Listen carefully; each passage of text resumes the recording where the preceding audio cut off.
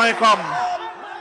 আমার স্পষ্ট পয়গাম, সব অন্যায়ের ক্ষমা রয়েছে, গাদ্দারি আর বিশ্বাসঘাতকতার কোনো ক্ষমা নাই।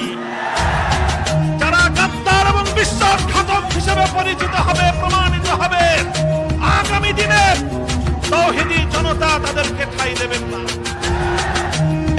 ইসলামের কথা বলার অপরাধে, আল্লাহর পয়গম্বরের ইজ্জতের পক্ষে কথা বলার অপরাধে শাপলা চত্বরের আমার ভাইয়ের রক্তে রঞ্জিত শাহাদাতের কথা বলতে গিয়ে হাটহাজারীতে আমার যে সকল সন্তানদের বুকগুলোকে তালিমের বুলেটের আঘাতে ধাক্কাতে হতে হয়েছে, ব্রাহ্মণবাড়িয়ায় যেভাবে পাখির মতো গুলি করে আমার সন্তানদেরকে শহীদ করা হয়েছে, সেই সন্তানদের পক্ষে কথা বলতে গিয়ে আমাদের কণ্ঠ যদি আবার চেপে ধরবার চেষ্টা করা হয়, তাহলে আপনারা রাজপথে তার মোকাবেলা করবার জন্য প্রস্তুত থাকবেন কিনা?